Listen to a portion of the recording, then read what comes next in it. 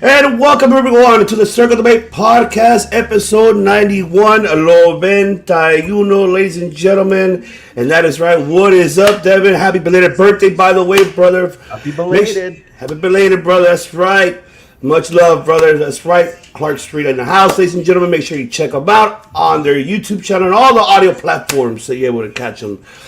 And of course, this episode is sponsored by our sponsorship, The Wrestling Guy Store. Make sure you go to The Wrestling Guy Store and purchase all your pro wrestling merchandise, all WWE. And make sure you head on to the description, right link below. Make sure you go to The Wrestling Guy Store. And also want to go ahead and we're sponsored. Also, you're listening to this not only on our YouTube platform or an audio platform, but you'll also be listening to this to alleverythingentertainment.com. That is brought to you by Tim King from Wrestling Index.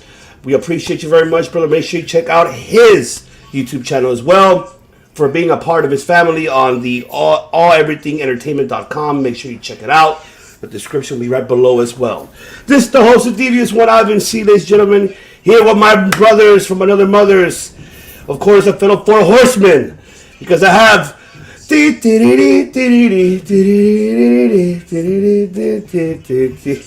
is Mr. 69 himself. Because he has 69 reasons and 69 answers. And 69 thoughts. 69. Ladies and gentlemen, Mr. MGC Matt 69 Matt Callis, ladies and gentlemen. And of course, I have the man who lives not only 1,977,000 miles from Winnipeg, Minnesota, Canada, but because he lives by the 5U wins, because he is the undisputed, the unmatched, the unrivaled, the uncensored, and the unscripted money. By God, the most violent podcaster in the podcasting world, Mike Lopez, ladies and gentlemen. What?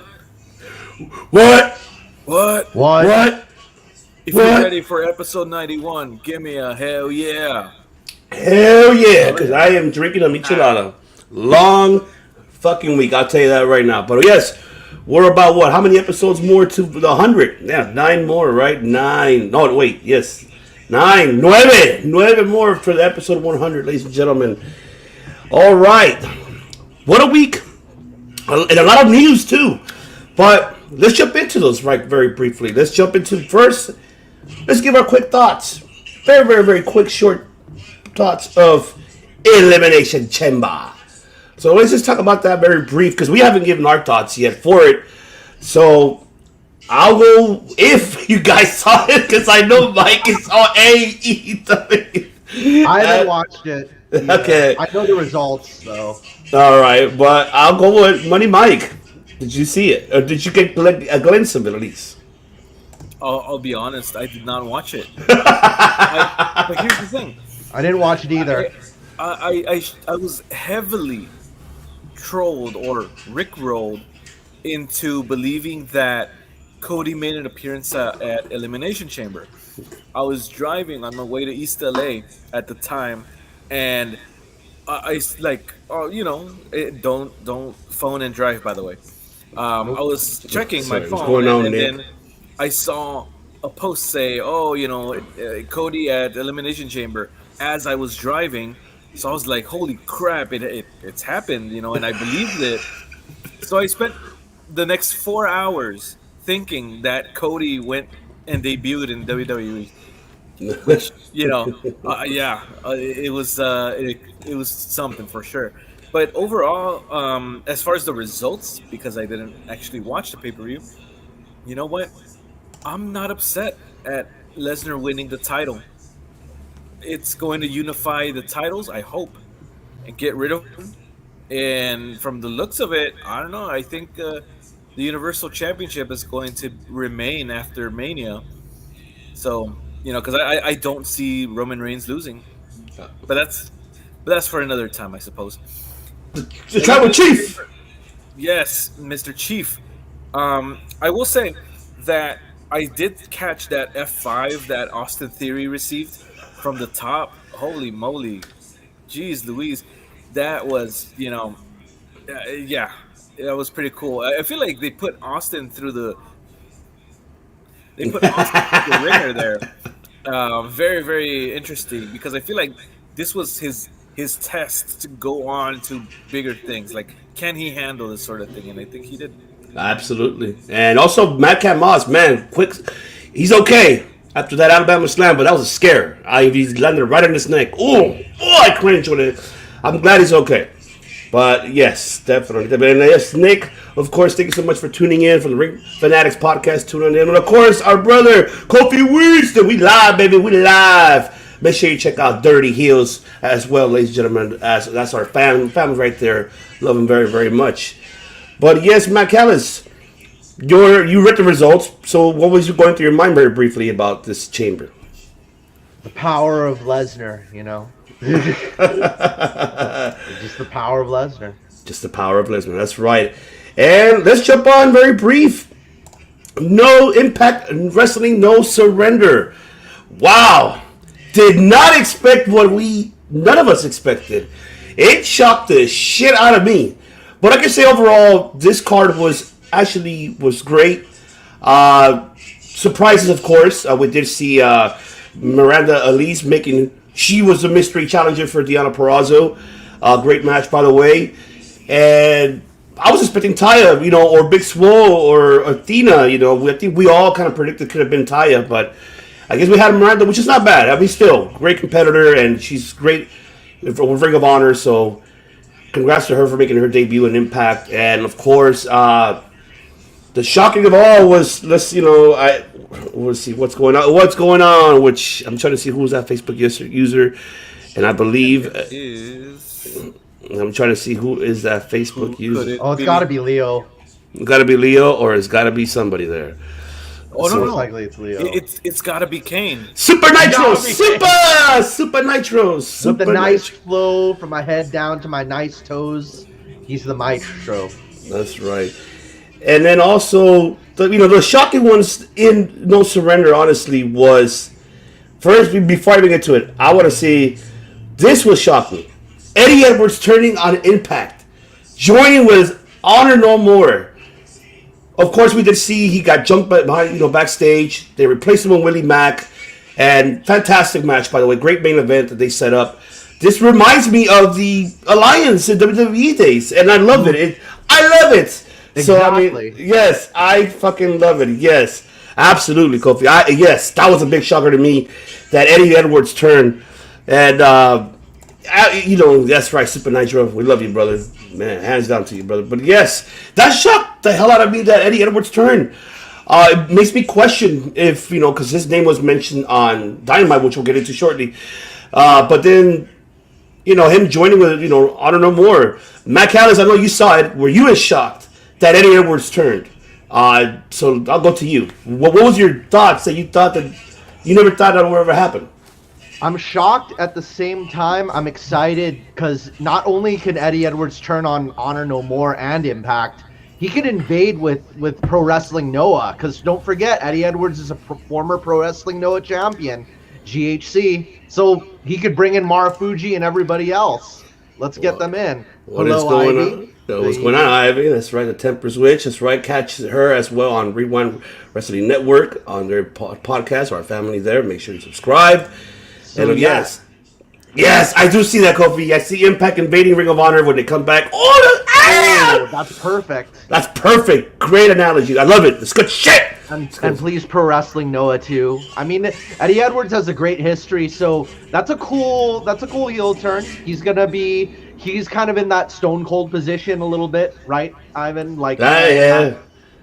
I definitely. Like Stone Cold when he joined the Alliance, so it's a little bit of that feel. So I can't wait. He gets to do some good mic work, a little bit of Eddie Edwards on the microphone, Absolutely, man. Absolutely. It was just a shocker to me. Money Mike, did you catch it and were you in shock?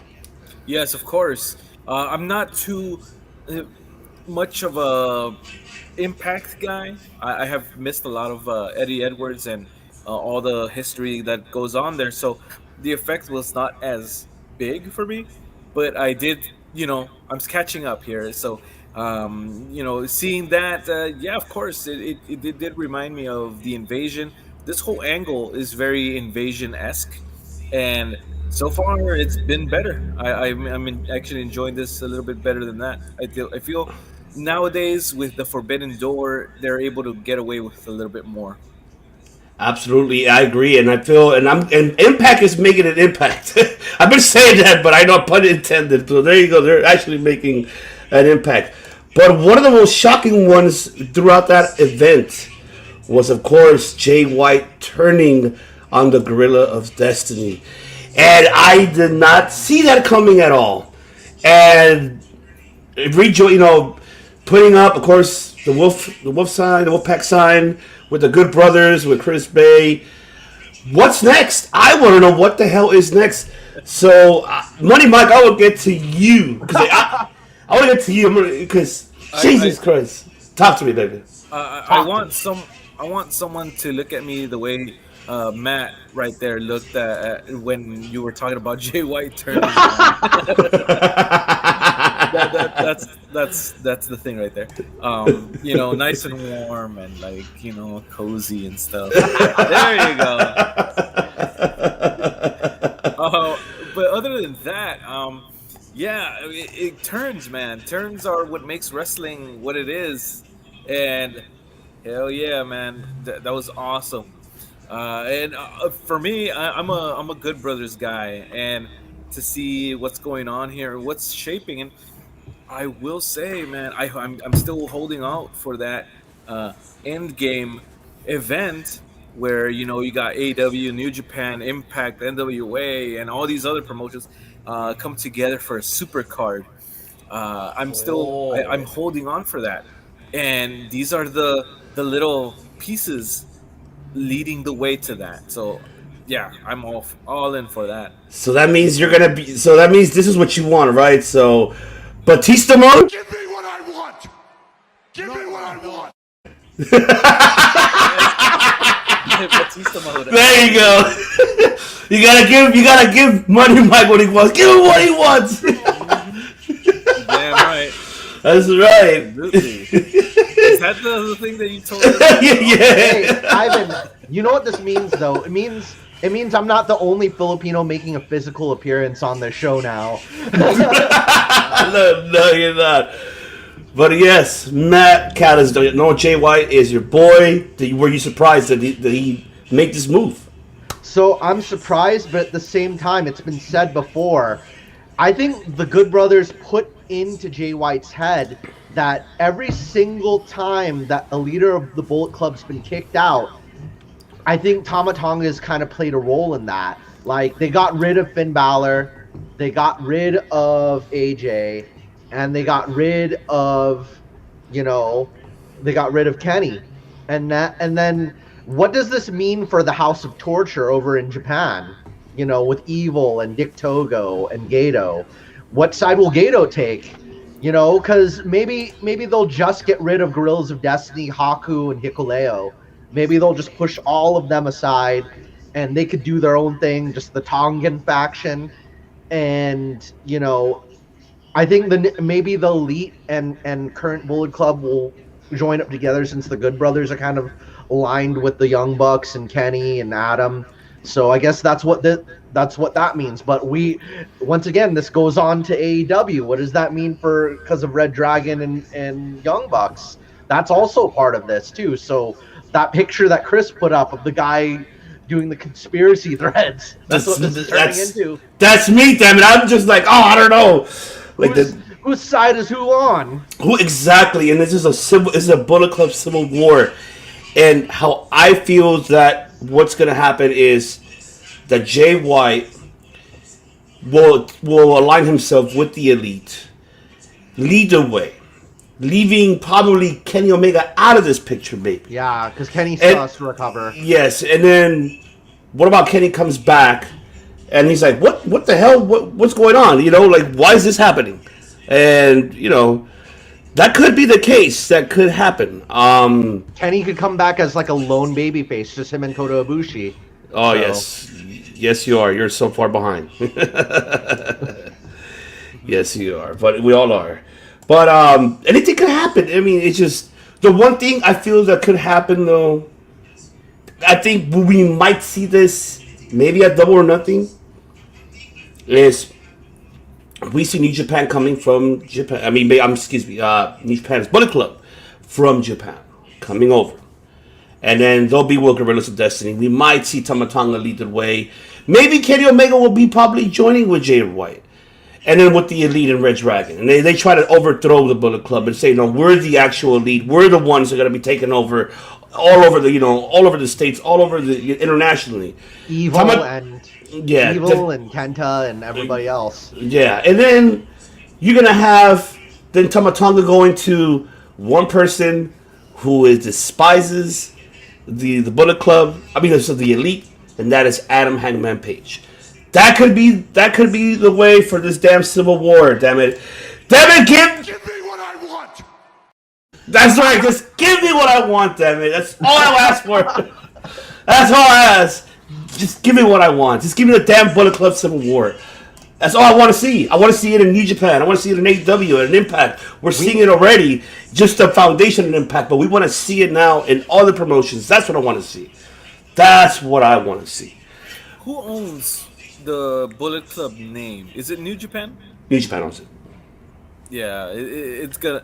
Things are gonna pick up there for New Japan because, if you want the whole story, you're gonna want to have to see everything, and it all starts there. Indeed. With Finn Balor. Well, yeah, we'll get into that. So now let's jump into it, gentlemen. AEW. That's right. AEW Dynamite. Let's jump into it. The opening match was, of course, a tag team battle royale. And, of course, we did see Red Dragon winning the first one. And we see Kyle O'Reilly eliminating John Silver and was it Matt Jackson? Matt Jackson. I always get confused. Matt Jackson, right? I believe so. Yeah. Yeah, Matt Jackson eliminated Matt Jackson. Confused because his shoulder was hurting. Oh, my shoulder hurts. Get rid of him, and no, turn his back on him. I gotta say, before I even ask you, gentlemen, I just realized watching this battle royale, seeing a lot of great tag teams that they have in that division, and a lot missing. Like, was it THQ, I believe? We don't know what's going to happen with their careers. I'm trying to think what other tag team. Bear Country is another one missing that we're missing in that Battle Royale. Trying to see what other tag team that is missing there, too. I'm surprised we didn't see Nick Camarado and Aaron Solo there, but it's put, it's just naming tag teams there that, I mean, the tag team division is pretty stacked. It just... what I dislike is how they kept FTR and Young Bucks away from each other. You could tell that they're saving that for another time, and I hope it does happen.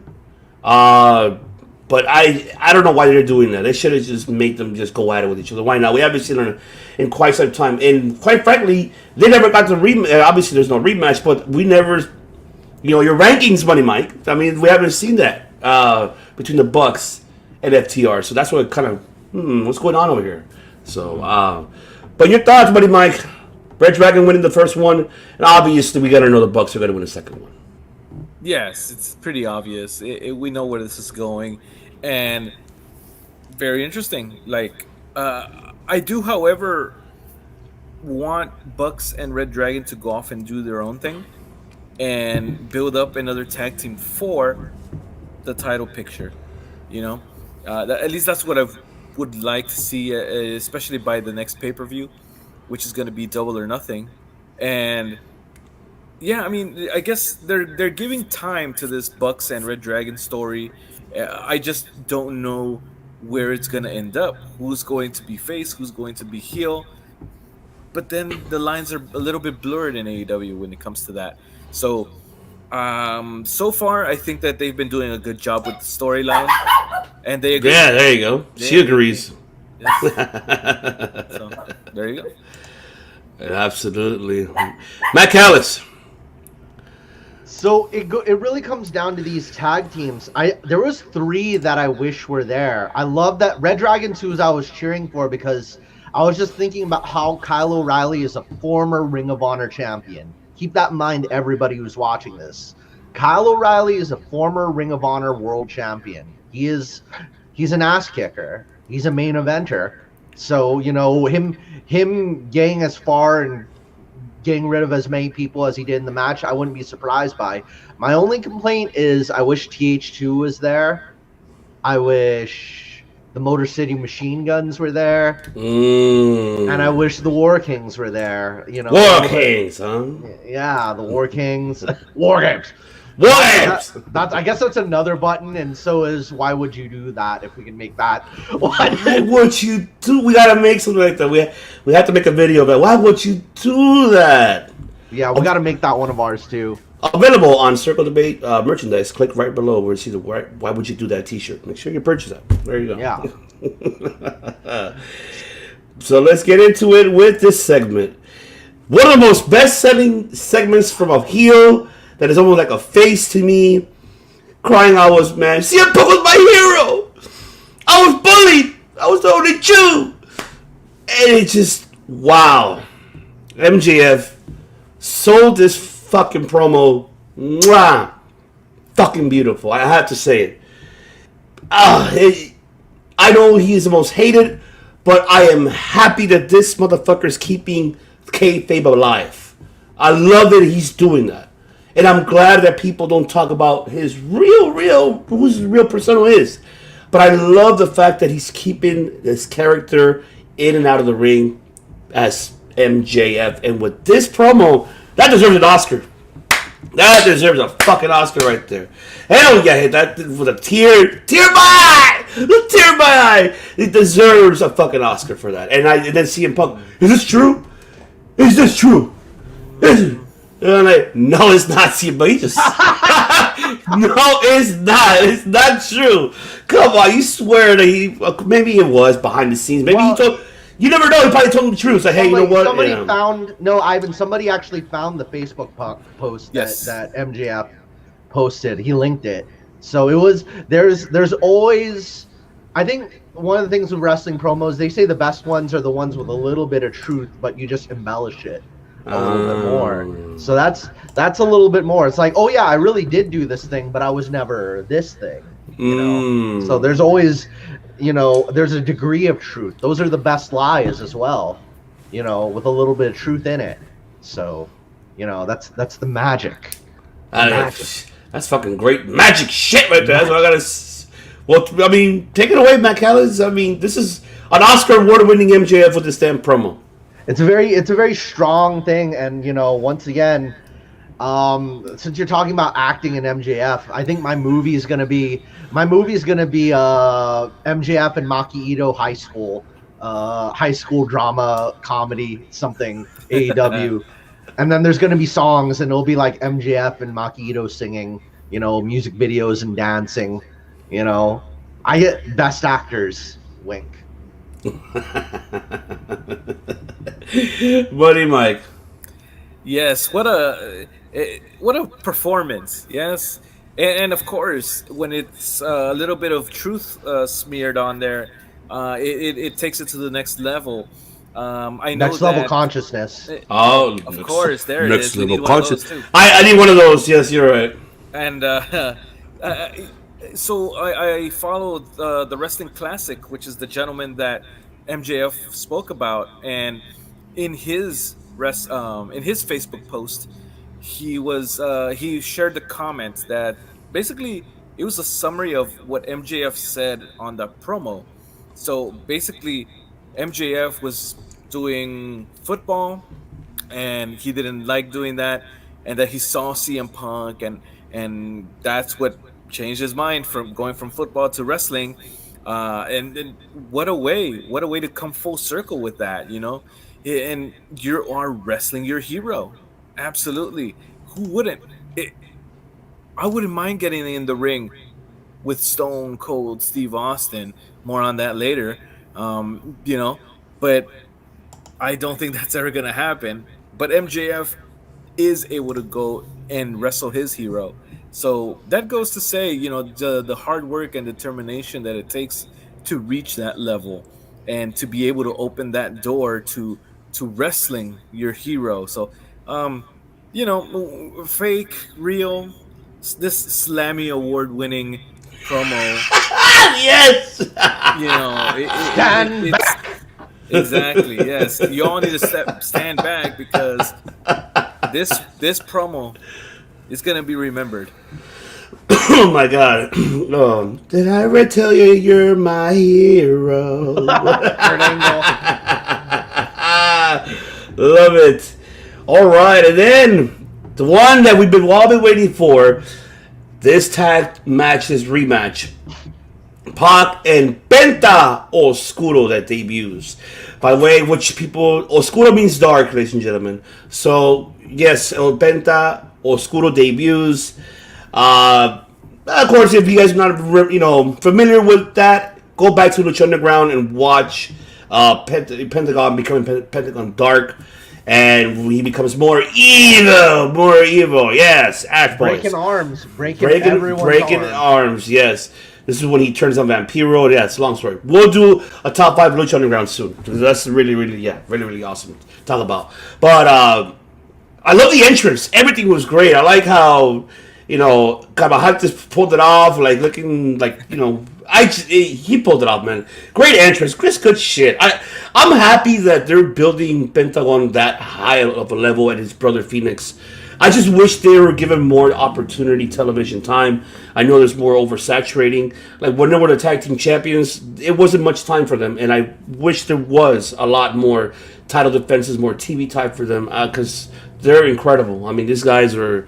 I'm glad they're getting their moments, and thanks Tony Khan for giving them that opportunity, and he's seeing something special out of them. But then, of course, the match was great. Match was kind of quiet with these Stanford Stooges around there because they were in Connecticut, right around the corner of course, where else? Titan Towers.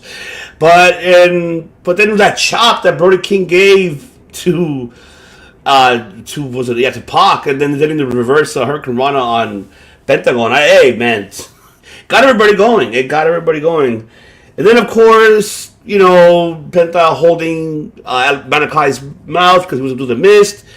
Gets the win. Then out of nowhere, the lights goes out, and then we all said it. It was remind everyone here, ladies and gentlemen, that Tony Khan even admitted himself. All Elite Wrestling is the most predictable, and more not surprised of that what he's gonna bring out next, and it was already been reported. And this right because his buddy Matthews is All Elite, becoming the 3rd member of the House of Black. And I'll start off with you, Money Mike. Thoughts? And I know you were not surprised. I know you weren't, but the crowd, the crowd got me really like. Oh, I love the crowd's energy that they gave. Like, oh, buddy. I had to give them that at least. But go ahead, your thoughts. There is good and bad here. Good for Buddy Matthews to, sign and be All Elite now and get a new lease on his career here in AEW and to be able to, take it farther than he did in WWE. I feel like in WWE he was, we'll see how it goes, right? In AEW, he just got there for a few minutes, but we'll see how it goes. It's kind of working against AEW. And not just with him, but with all the debuts going on, where it's starting to feel like, oh, well, who's going to debut now? Who's going to debut this week? Oh, nobody debuted? Wasn't as good of a surprise or whatever. I would like for the story to kind of, go off on its own and not have to depend on the surprise of debuts all the time. But given that we are getting more and more debuts with this storyline, I want to see Rey Fenix come back, maybe even as an Oscuro version, right? How cool would that be? And kind of take these guys out. And there is a version of him like that. Go watch Lucha Underground Season 3. You'll see it, right? Okay. If you watch, there is a version of him being dark when he became a heel finally. So you'll see that if you watch Lucha Underground, ladies and gentlemen. You'll get an idea what we're talking about. Matt Callis. Buddy Matthews, something to keep in mind. He faced Okada one-on-one, like I said last week before. He was a contender for that IWGP Championship title. he's someone you should keep an eye on, just to see where he goes. Like over the years, that's a future world champion. I'll say that he looks like a star. You know, I know Cornette would be up on him because of the muscles and all that. You know, he's a good he wrestling wise, like 80s. You know, kind of what's his name from Rick Rude. Yeah, there you go. That kind of very defined big physique and a heel. He would be like the Rick Rude of the Ministry. Oh, okay. I can see what you. All right, I see what you're saying. If Rick Rude joined the Ministry, that would be like Buddy Matthews' position right now. But I think we'll see Buddy Matthews in a title picture, like in the blink of an eye. I think this is a time where we've been saying it already for a long time. Introduce the damn trios title, man. We have been waiting for this. Yes, you got to do it, Tony Khan. You gotta do it. You gotta do it, damn it. Give us what we want, damn it. Give us what I want. Exactly. Give us what I want, damn it. That's right. You have to. It's a must. But he will be, I'll say within the next 3 years, Buddy Matthews will be in the title picture. Or even 2. You know, Buddy Matthews versus Jungle Boy. I wouldn't be surprised. Okay. I like that. All right. Absolutely. And of course, the next segment, I think this is another award-winning, Slammy Award, how Money Mike would say. There you go. Stand back. See, of course, the Eddie Kingston and the good joke, Chris Jericho. And I like the fact how Eddie is another one that is give him anything, give him a pen, he'll fucking promo on the pen, anything in front of him. And this guy is done an incredible job, and I hope he wins. I hope he gets that. He needs this win. I feel that he needs this fucking win. And I mean, you gotta give what the people what they want. Dirty heel. You got to. You have to, damn it. It's a must. But yes, Eddie Kingston, of course, telling Jericho, hey, look, telling Tony Khan, I mean, you want to bring out Chris Statler or somebody else, you cut the segment out, put a match on, because this guy doesn't want to fight, brought security, blah, blah. Then you see Jericho, oh, yeah, I never heard of this Eddie Kingston guy. Oh, yeah, well, you were at the age of this. I was the age of main eventing, and winning championships. Of course, and then, of course, why don't you just go back to Stanford? And then, of course, Jericho responds, well, I don't need to. I mean, I'm going to provide entertainment here. This is, better than the other entertainment across the street down there. So, and then, of course, Jericho, Eddie Kingston pretty much, the challenge was made. We see Eddie telling him, I want the old Chris Jericho. That's what he wants. And he might give it to him on Revolution. So I'm excited.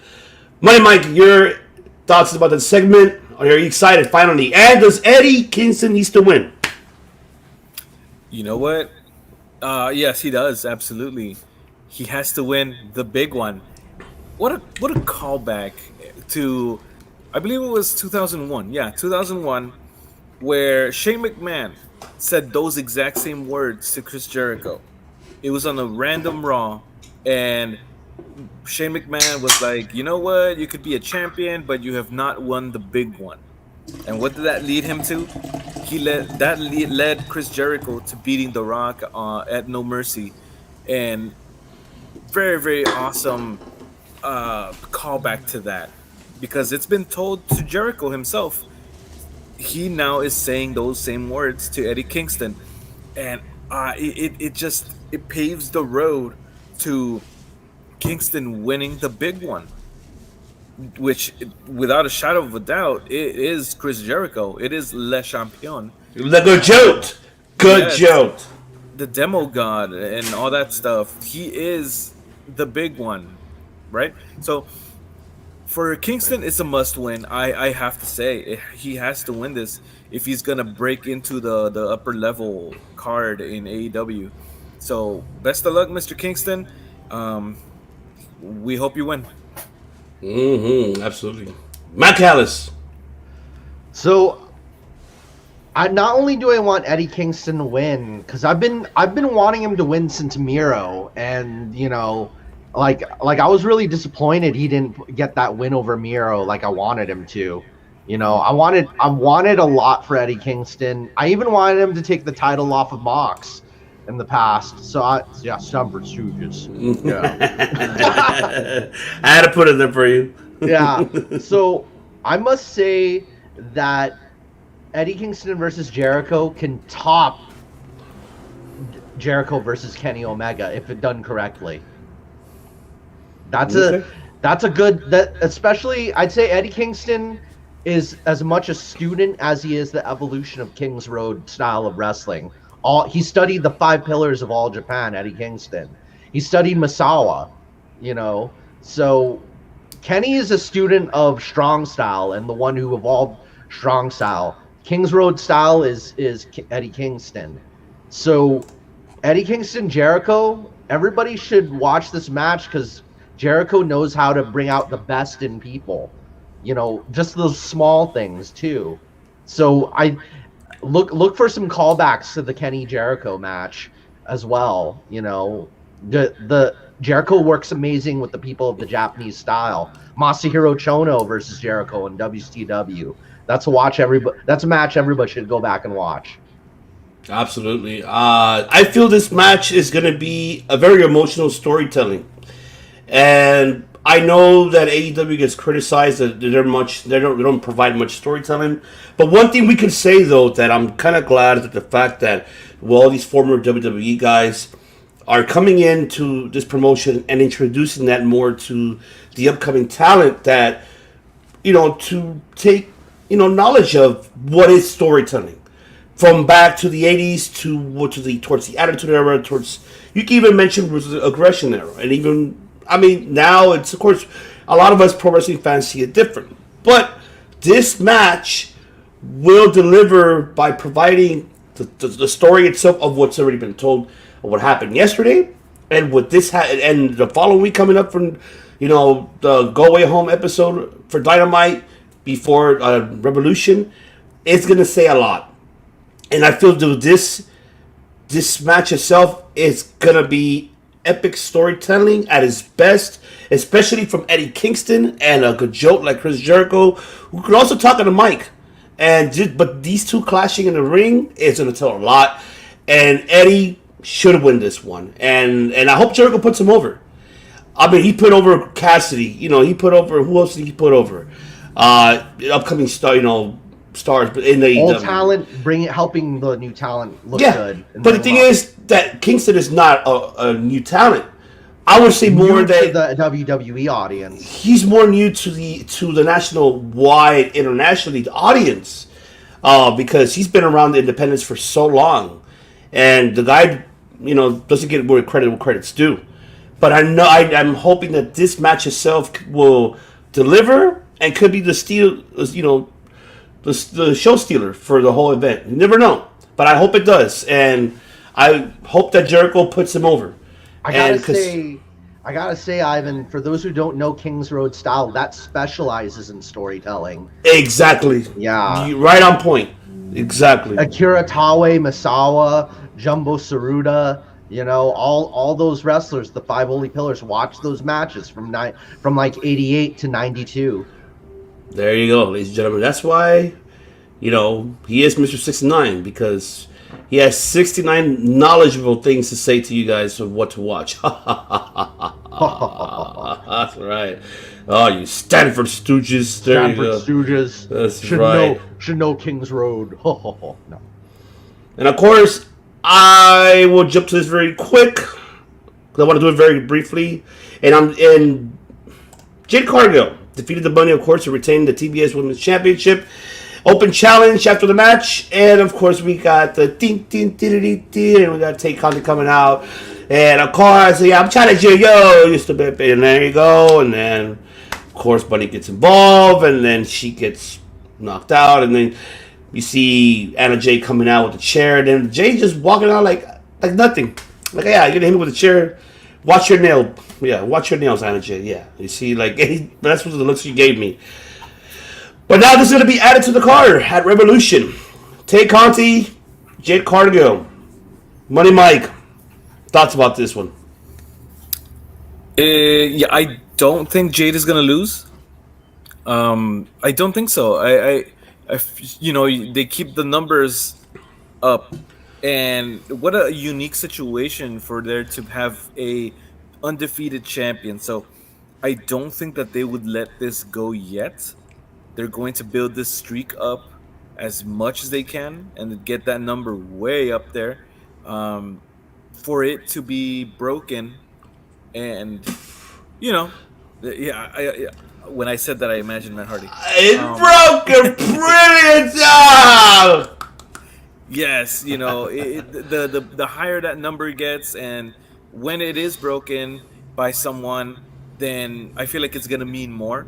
Right now, it won't mean a lot because it's I mean, no discredit to Jay, but it's barely at 28, and I want to see that number up there. So, yeah, I don't think she's gonna lose. Matt Callis. I think this is going to bring out the grappler side of Jade rather than just throws. Here we go, Jofo. That's right, Frank. Here we go. Make sure you also subscribe and tune into Jofo in the Ring podcast. It provides you the best pro wrestling content out there for all of you pro wrestling fans who are watching. So make sure you subscribe. I gotta say that this really should bring out the grappler of Jade Cargill rather than just like the throws and the, tossing people around and bumping them around. We'll see another side of her, and because Tay Conti, she specializes in grappling with jiu-jitsu. So we're gonna see the best of grappling that Tay Conti could show us. Especially the DDT. I thought that was also pretty cool. So much love, brother. Always part of the League of Extraordinary podcast. That is right.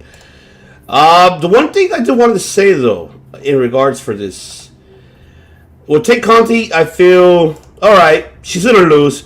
In a way, to be honest, I kind of wanted someone else instead of Tay Conti. I kind of wanted Tay versus Serena Deeb. I wanted to see that.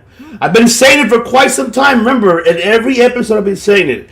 You're putting Serena Deeb going, the professor of women's pro wrestling, going through the Women of 1,000 Holes, going through, putting the 5-minute challenges. Tay should have been the one, taking that open challenge. And her backing off. Okay, cool. You know what? I'm going to back off. I think that would have been a great... Yes, I know. So, yeah, she's not going to lose to Ty. Yeah, she's not. And yes, yes, that's what I want. I want Serena Deeb. And I want Tay Conti because we need to see that happening. We've been saying it for quite some time. I've been saying it for quite some time. Damn it, Tony Khan. Give me what I want. Just do it. Damn it. Just give me what I want. Listen to Batista. You got to listen to Batista. That's right. You got to listen to Batista. But that's a must. But that would have been a great addition to the card. Instead of her versus Jade, it would have been Tay versus Serena, two grappling women who are not who are familiar with in the grappling side, an underground ring. Would have been great, but I mean, understanding that it didn't happen. But we'll see what happens with that match, and looking forward to seeing it. And of course, the main event of the evening, we got Bryan Danielson defeating Daniel Garcia. Then, of course, get attacked by 2.0. And, of course, wow, thanks, man. You make my heart sing. You make everything green. Yes, of course. And then he comes and attacks Bryan 2.0 and Daniel Garcia. I was, honestly, I ain't gonna lie. I thought Bryan Danielson had Garcia for a quick minute. And, but I think this shit, yes. Who could face? Oh, well, Ruby Soho will be the one for me. Who could dethrone her? I agree. Put Ruby Soho in that picture. Double or nothing. Make it Ruby Soho versus Jade Cargill. And that'll be her first loss. Will be against who she fought in the finals for the TBS title. Ruby Soho. And I think that'll... long-term story. Yes, that'll be a long-term booking story for sure. But yes, and then for a minute I thought, Bryan had Daniel come join me, like, the force is strong with you. Like I was just waiting for him join me. Like, but then of course 2.0 came out and fucked everything up. I was just waiting for that to happen. Yeah, absolutely, yes, absolutely. And then of course, this match I want to get out of my chest. Great in-ring performance. And you could tell by Garcia was really happy. Like, if I was him, you better be shitting and pissing your pants because, oh my God, I'm in a ring with Daniel Bryan. Oh my God, with Bryan Danielson. I'm pretty sure. And that's his bucket list. That should be a bucket list off for Daniel Garcia. I'm happy that he got the opportunity to wrestle Bryan Danielson. Even though the crowd was very quiet, they were not much too into it. You know, they're all used to sports entertainment. They're not really used to professional wrestling at its best. But this was great storytelling. And now, throughout the aftermath, we did see now Bryan challenging Moxley. And this is going to be another match that we'll be watching, all of us. And that could be this is another great storytelling. Besides the in-ring abilities, but the story itself. Like, in order to, for me to join, in order for me, if I can't beat you, join you type of style. So, could we see that happening in Revolution? Moxley joining Bryan Danielson if he loses. But I'll take it to you, Money Mike. Thoughts of the match and the challenge that Bryan Danielson made to Moxley. I wish I could talk to Daniel Garcia and get his thoughts on, and I'm sure somebody will at some point, get his thoughts on being in there in the ring with Bryan. Seeing someone go through such a legendary career and then all of a sudden you are looking at him across the ring. Very, very cool. And both guys can go. There's a reason why they're bringing up this Garcia guy, because he's definitely able to keep up in the ring, and they wouldn't just put him in there with Bryan Danielson if he couldn't, right? So all of that great stuff. However, I do feel like 2.0 is just the okay, well, these two guys are feuding and we need them to beat someone up. Just send 2.0, and they'll beat them up. It happened with I forgot who else it happened with. Darby and Punk, I believe, that 2.0 kept interrupting and they got beat up by both of them. Now it's happening with Mox and Danielson. So I guess that they have that kind of role right there. Which, I guess it works for them. You know what? I would, at least they're getting the TV time. I'm not going to hate on them unless they're getting the TV time. Mm-hmm. I mean, it's just like your typical Briscoe. This is like your Briscoe Patterson, your Spirit Squad. Like, well, yeah, just go, get beat up. That, like, sucks, but 2.0 is great. Don't get me wrong. They're great. But, hey, kudos to them. At least they're getting... At least during the main event picture, and especially in the main event like this, for example, it ain't the first time. So, kudos to both of them. No, yeah, go ahead. No, go ahead. I was waiting for you. Oh no. So yeah, basically that's it. As far as Moxley and Bryan, I don't know who's gonna win. Usually I have that guy's gonna win. No, I don't know which way this is gonna go, and that is pretty cool. Awesome. Matt Callis. So, I think Moxley will win because he's so used to being a lone wolf. But I guess if they do form a faction, this will be kind of a new era. This will be a new launching platforms to launch a lot of new talent. It's like, oh, you're part of the Moxley Danielson faction. So with the Moxley Danielson faction, I'm guessing it could be a heel, but they were kind of showing them as baby faces like around this time. So I guess it could be a new babyface faction at the same time. So they'd be good to go up against, like, Bullet Club if Bullet Club becomes, heels again. And that will be kind of an interesting, it would be kind of like Chaos, except a little bit more like, MMA based and catch wrestling based and violence based, a little bit more of that rather than style. It's a little bit more physicality than it is fashion. Indeed. I agree with that. But I do want to see Garcia and Lee Moriarty join Bryan Danielson. If Moxley doesn't go, if he wins, the hell with it, making a trio. Bryan and Garcia and Lee Moriarty. I think that's a great trios faction there, man. I love the sound of that. I think you have a All three of them are pretty much technical. Like shit. Like fuck, that's good shit. That's good shit. But yes. All right, let's jump. AEW news very quick.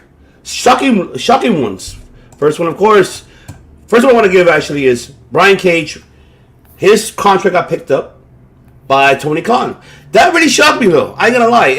I thought Tony Khan was gonna let that contract expire, let him go. All right, go to WWE because I mean we all been saying it here on Circle Debates that he fits well where what Vincent Kennedy McMahon likes. The great fruits like that. God, his body's physique. That's what he likes. That's Vince McMahon himself. But I was surprised. I guess Tony Khan does have plans for him. Were you shocked by that money, Mike? Yes, of course. And no, he does not have plans for him. If you would have had plans for him, no offense to Brian Cage, he's awesome, but no, he does not have plans for him. He just picked them up because he probably saw the interest from WWE and was like, nope, you're staying with me. So, yeah, that's what I think happened. He probably saw the interest on the other side and was like, well, I have this guy already, well, might as well keep him and this and that. I hope that it means that he's going to be used more and brought up the card because he's got it. He's got the it right there, He got the it factor, the it factor for sure. I don't see why he wouldn't use him already. Get him away from Team Taz. That I'm ready to forget all of that. That did not happen. That was non-canon. Let's get him somewhere else. Go after Sammy. Get that TNT title. Why not? Yeah, I mean, but now speaking of Team Taz, we already see who's gonna go next. It always starts from Team Taz, always the first feud. That's Keith Lee. It's gonna happen. But I wouldn't mind seeing Will Hobbs versus Keith Lee. Woo! That'll be cool. Woo! I can't wait to see that Revolution and oh my god, the face in the ladder match. Cannot wait. I think I know where Brian Cage could head though. It's not just AEW or WWE. Let's not forget all the other promotions out there. And there's one that might be the dark horse coming in. And I don't think, Ivan, correct me if I'm wrong, I haven't talked about them on Circle of Debate. Control your narrative. We'll get to that right now shortly. We will get to that right now shortly. But then another one that shocked everybody, shocked me too. Shane Strickland, formerly known as Isaiah Swerve Scott, is signing with AEW. Will be debuting in March sometime. So after Revolution, he'll probably make his debut. That's a shocker that caught me off guard. I mean, he just recently performed in New Japan Strong and Defy and the other independent circuits, and he officially signed with All Elite. So now he's All Elite. So Money Mike, was that shocked you too as well? No, of course not. Swerve, he's always had the talent to go anywhere he chooses, right? And yeah, I'm definitely not surprised with his AEW debut. Matt Callis. We want the smoke. We want the smoke. We want the.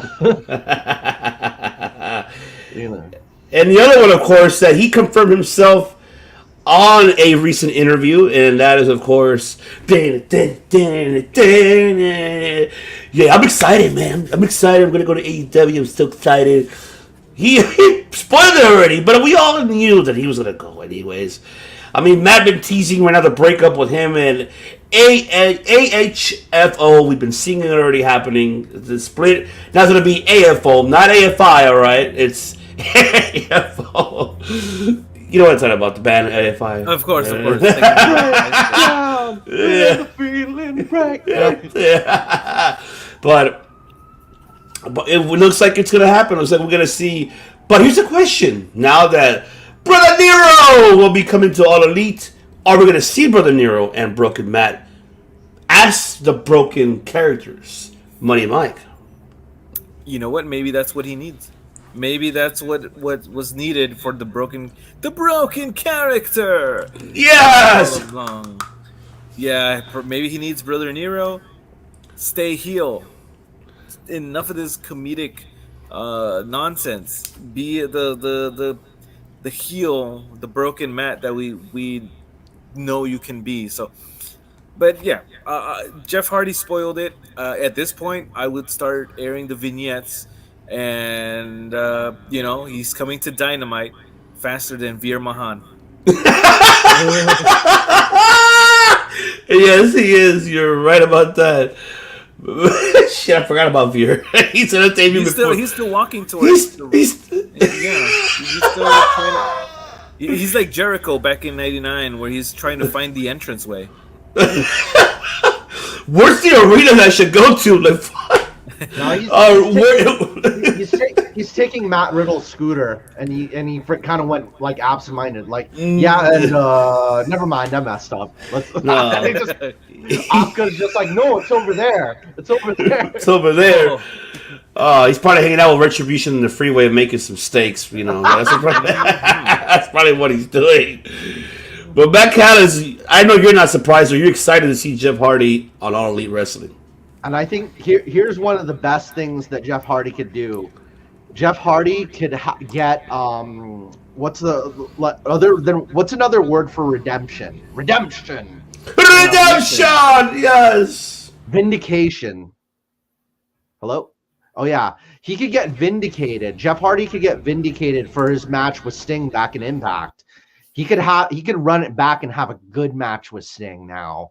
Healthy, better, everybody's back. He could have that match with Sting, and Jeff Hardy versus Kenny Omega. We could get all the good stuff, in the near future, Jeff Hardy and Kota Ibushi, Jeff Hardy and Naito, because Jeff Hardy faced Naito in New Japan before.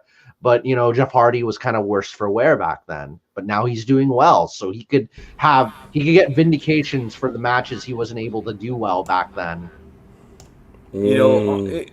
I feel like it's an inevitability that Jeff and Darby Allin are going to face off. I feel like it's going to happen. Ooh. So to your point, Matt, why we could see something go on between Sting and Jeff Hardy there. Mm-hmm. Yeah. But it's a redemption match, and I think there's probably going to be a promo about where they mention that match. It's like I was in a bad place back then, and now I could wrestle you like I really am, like who I really am, healthy, doing well, and all that good stuff. I know that promo's coming. We know that promo's coming, and of course we know this one's coming. Give me what I want.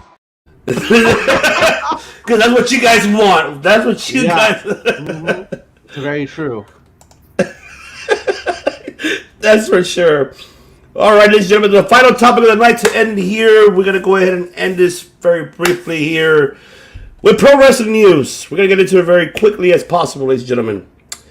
Of course, Matt Callis mentioned about EC3 beginning his new promotion, Control Your Narrative, CYN,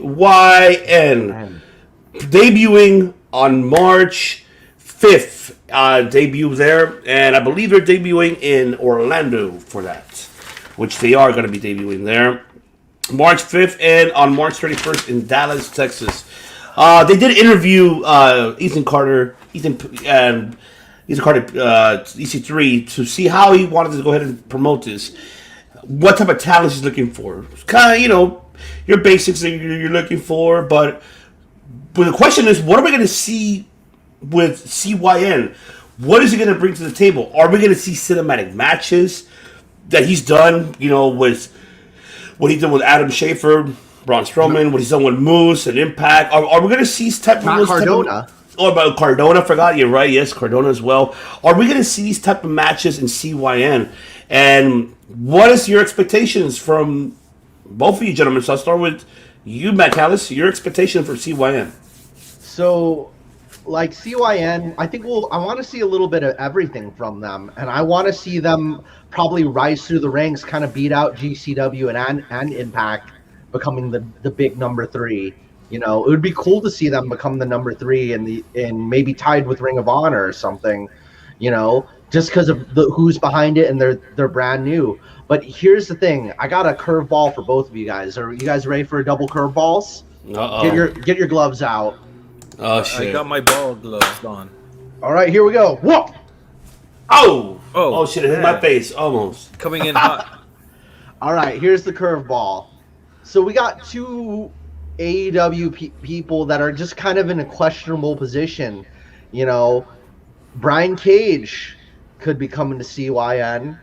And here's the other one, because I drew this conclusion based on his relationship, or his possible relationship with Adam Scher. And, because Cody was really close with Brody and Brody's family. So, also Eric Redbeard. So I think Cody could be making a straight beeline for CYN. Maybe it's like because AEW's not fresh and new anymore. Cody could be the face of a third or fourth revolution down the line. So it could be Cody. It could be Cody and Wyndham, Cody Wyndham, Eric Redbeard, and Brian Cage could all be added to CYN. So let's not underestimate. Other than money, friendship's pretty powerful in wrestling. Family is pretty powerful. All right. Too bad that Drake Maverick can't go because he signed with WWE as a producer backstage, so he can't be there. So, Money Mike, your thoughts about CYN? It's like you say. What are they bringing to the table here? It remains to be seen. They are really gonna have to do something that pops out nowadays because there's promotions everywhere. More than I have fingers at this point. So, yeah, they're gonna have in to America pop out alone. something. In America alone, yes, of course.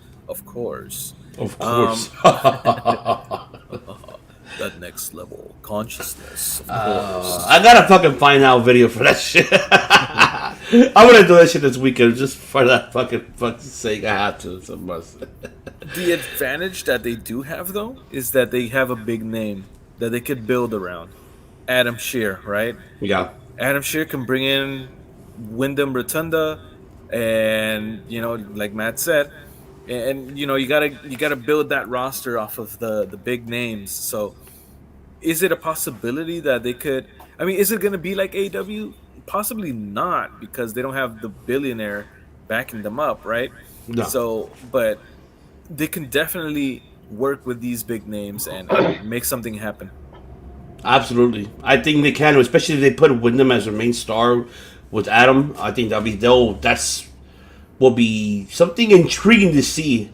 And if they're gonna do cinematic matches, I hope it doesn't be frequently, but we don't know. We could assume so many things. We don't know what's gonna be the turnaround with this CYN, and hopefully, I wish nothing but the best for EC3, and I hope it works out, and hopefully people get entertained. Because I know a lot of people are not much of a big fans of GCW. Because, it's, the whole thing with the whole hardcore is kind of overrated. I'm not speaking for myself, but I'm saying from what I've seen around social media. But hopefully something new, something fresh we're able to see. But you never know. Very quick, I want to give congratulations to Sonata winning his first singles in New Japan, becoming the IWGP US champion, defeating, of course, the ace of professional wrestling, Tanahashi. But hey, I'm sorry, man. I'm glad that Sonata won his first singles. Congratulations, man. I've been a big advocate for you. I've been asking you to fucking get at least the IWGP World Heavyweight Championship one time. Hold it for one time. Damn you, New Japan. Give me what I want. That's what I asked for. Damn it, just give it to me. Damn it. Oh, and of course, New Japan, very quick as well, are holding the most largest tournament coming up beginning on March 2nd, and that is the New Japan Cup 2022. 48 participants, Money Mike. 48 competitors. Ivan, I guess what? I've got a really cool nickname for this tournament since there's 48 participants. You know how it's called a cup, Ivan? Mm-hmm. We should call it the New Japan Big Gulp. Oh my God! There's 48 ounces of Big Gulp. This is the New Japan Big Gulp. The Big Gulp, right? That's a lot of people, though, Money Mike. Right? 48 part. This is I think the most we've ever seen this, that I can remember, was when WCCW, and I'm talking about the one from UK.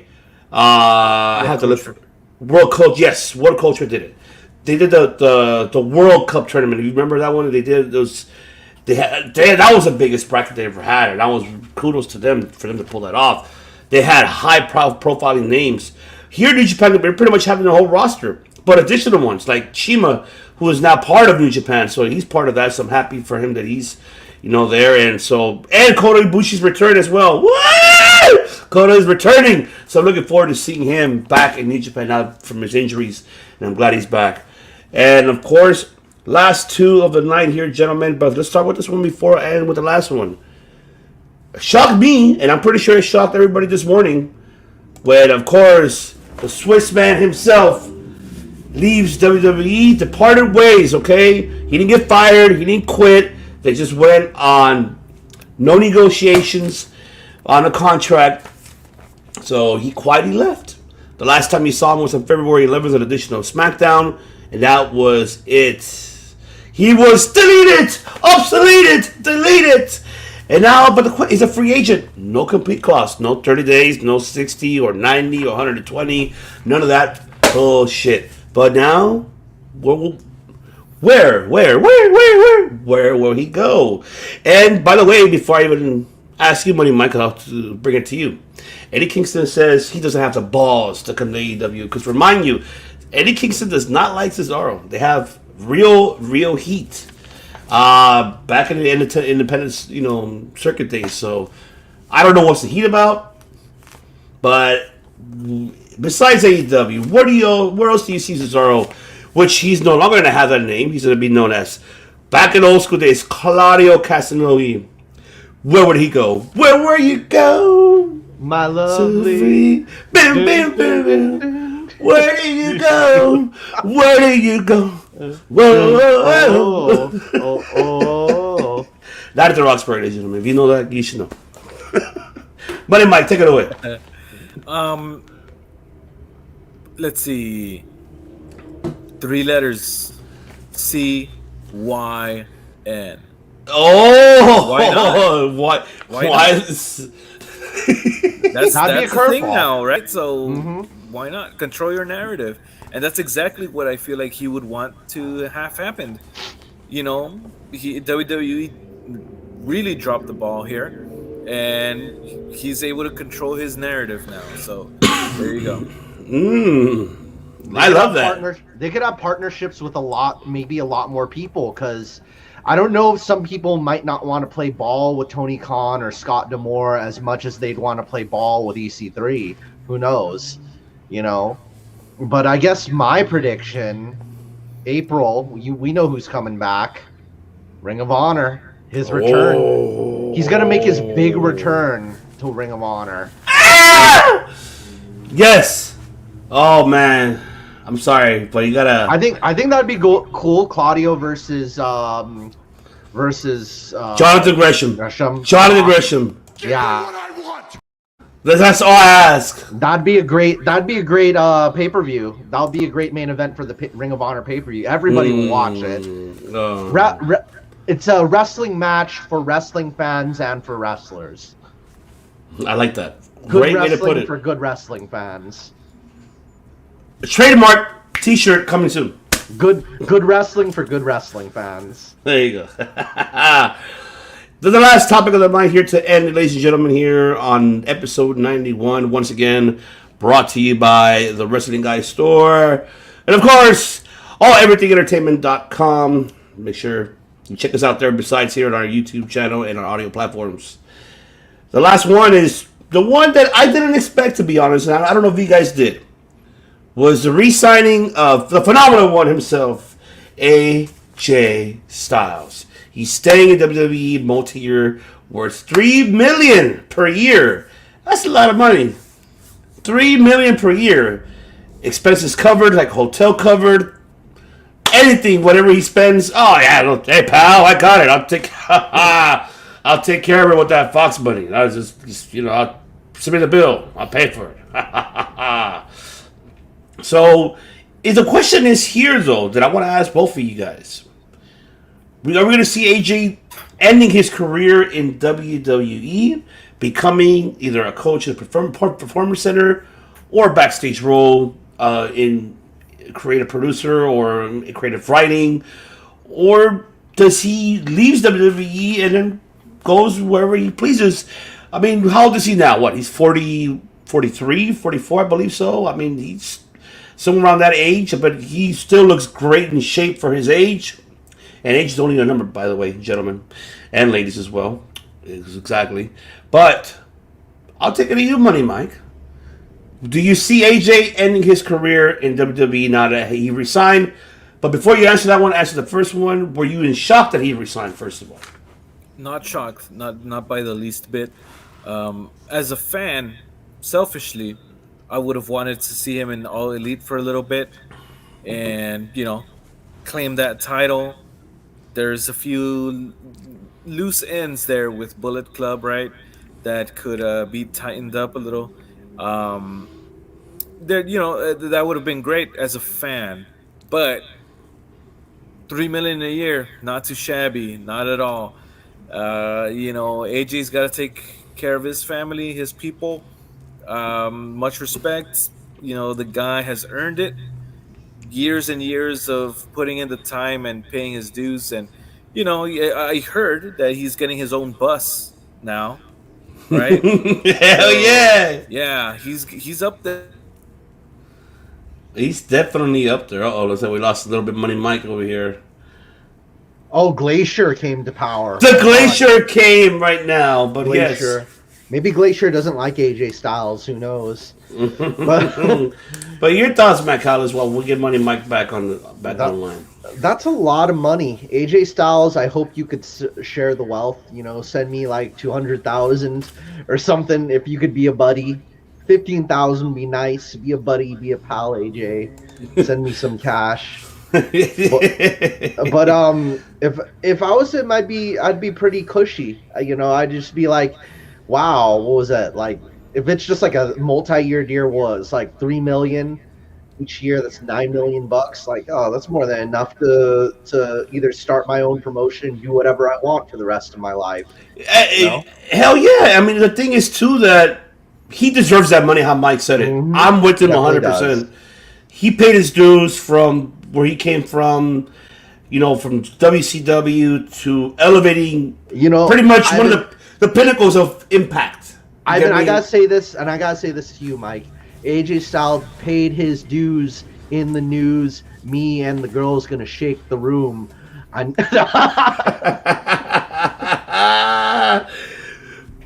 here's the thing too. Now that we see that happening, right? Now, Money Mike, and I think this is the one that we should all here be watching and paying attention closely. But even though we don't know the details yet of it, does that mean that Finn Balor leaves? Yes. Because, yes, right? Can he be the final key of the end game for the Civil War of the Bullet Club? He needs that. He has to. Especially with the way WWE has been treating him. The thumbs way down. My goodness. Yeah, he needs to get out of there. I will not be surprised if within the year we see Finn Balor out of there. And there's a lot waiting for him on the other side. A lot building up, and I wouldn't be surprised if he's chomping at the bit to get on over there. How long would I slide to AEW New Japan Ring Honor? How long? CYN. Impact. There you go. GCW. No. No, I'm sorry. I'm just not a big fan of GCW. My apologies if you guys are. I'm just not a fan. What the fuck? Oh shit! Even he's mad. Hey, well, who knows where they could be in the next? I don't know how many years. I'm just tired of death matches, bro. It's they might not be doing death matches at all. They might go full PG, Ivan. They might. Shit. It might be children's only. and within like the next 10 years. Right. Who knows? Where it could go? But yeah, I mean, we all see. We'll see what happens with Finn Balor, right? You see him leaving. I think we'll see him leaving. For God's sakes, for the last time. Give me what I want. That's right. You have to give us what we want. And that's what we're going to do for all of you guys, because we want to go ahead and thank all of you guys for tuning in here as well. We appreciate you for watching here on the COD channel. And, of course, shout out to all of our brothers, all our families from the League of Extraordinary Podcast. Make sure you subscribe to all of them. Make sure you subscribe to Dirty Heels. Of course, they provide you the best independent pro wrestling content out there for you guys. Straight Talk Wrestling, George McKay and Uncle Bobby B. They provide you the Elmo W. And, of course, the mini host, the Queen of Podcasting, provides you the greatest tough 5 questions for all of you guys. Make sure you subscribe to them as well. And also Clark Street, our brothers, our familia Clark Street, you have to go subscribe to them, as well as the Death Triangle Podcasting, Wendy, Bruce, and Dom, D-O-M, provides you every Friday on their YouTube channel. Make sure you catch them tomorrow, as they'll provide you the greatest. And of course, Backstage Brawls, the Brawlers are all over the audio platforms on Anchor and everywhere. You can catch them there. And the Fanatics, the Ring Fanatics, you can catch them there as well. Nick and Joel and Gina Vida, catch them there every week as well. And the Universal Wrestling Podcast, you can catch Nick. Man, he's going to have a great guest coming up, a former creative writer coming up in the next couple weeks. Keep an eye on that on his audio platforms. And the Kenny from the Call Up provides the best live watch along. And of course, Joe Fu in the Ring. Here we go! That's right, Frank Joe Fu, Kyle, the Spoiler Morin, and of course Bruno, and the Prophecy, the Truth himself, the Harbinger of Truth, Jeremy Prophet. Catch him there every Tuesday and every Wednesday on their YouTube channel. Side note, Suplex as well, providing the Pros Wrestling News. Half K that goes brings you the story of NXT as well. It provides you that. Good double consciousness. Of course, the young Anthony, the Titantron. Turn your attention to the Titantron. Catch him as well on his YouTube channel, and we'll turn back to Tavern as well. And Rewind Wrestling Network, the greatest faction of all right there. Ivy, the Temperance Witch, Vreth, Thick Amy, Tyler Peters himself, the Mouth from the South, Ted, of course, your host, OG Will, and of course the Nelio as well. Catch them there on their YouTube channel. As I'm naming everybody here, ladies and gentlemen, because I get shitted on, but no, I love you guys, and I'm naming all of you guys so you can know that we are the League of Extraordinary Podcast for a reason. And of course, counting out Mike and Tyler, catch them as well. They had a recent interview with Tyson Kidd. Keep an eye on that. And of course, Jonah, pretty soon he'll be coming back. Of course, Rewind, Recap, Relive. Keep an eye on that as well. He'll be coming back soon. And of course, our new additions, Cash JD, the WrestleBread Podcast. She provides you every Monday new episodes on her YouTube channel and all her audio platforms, so you can listen to her as well. Mwah! Love JD. She has great knowledge. Great. Yeah, I think her and Matt Callis will get clashing pretty soon. And of course, the Dastardly Duo, the Queens of Wrestling, of course, Kiki Catcher as well. So, I believe I named everybody there. Championship on the Line. Make sure you catch them every Friday as well on their YouTube channel and audio platforms. Alex and Richard Martis, who are part of the family of the Circle Debate, where we do our MMA episodes. Make sure you catch them as well. I did not miss anybody. I know, Mike. Just remind me. I did not. I got everybody. Okay, I got everybody. I know I got everybody. So if I miss one of you guys, I apologize. It's just hard when this mind has so many consumption of things you need to know. Exactly. But don't forget also as well to subscribe to Suplexology on the YouTube channel and buy the merch besides the Circle Debate merch. The link tree is right below where you can find Money Mike and Suplexology, and where you can find as well Circle Debate. And of course the director himself, because he's getting ready to perform once again, Fate Destroyed. Make sure you catch him there as well. And also once again, thank Tim King from the Wrestling Index for giving us this platform at everythingentertainment.com, where you can catch all of us there on his website and catch us on his platform. Now, para toda mi gente y familia, muchas gracias por viendo aquí el Circo Debate. Lo quiero agradecer a todos por aquí viendo nuestro canal. No se olvide de que abajo la notificación para que puede suscribe y llegar ahí la campana para notificación. Gracias por todo el apoyo y el soporte y todo nuestro gente Latinoamérica, de El Salvador, de Nicaragua, de Honduras, de México, de Colombia, de Brasil, donde sea. Muchas gracias por el apoyo y soportándonos. And pass it on to Money Mike to let our European listeners know, which we are praying for all of them. I know this is not politics we're talking about, but we're praying for all of them right now to be safe. We're praying for Ukraine, and I know that it's an unfortunate event that's happening. But make sure if you guys are out there listening to all of our European listeners, be safe out there, and hope everything. Just wish you guys really, really to be safe, and hopefully this will end soon with this catastrophic event that is happening. And yeah, it's hard to speak out about it because it's like gotta bite your tongue because this is not a politics show, but it is what it is. But yes, Money Mike, take it away with our European listeners. Danke, Herr Ivan, für alles unsere Deutschland Freunden. Wie ich will seine alles gesund und es ist gut. Es ist schlecht.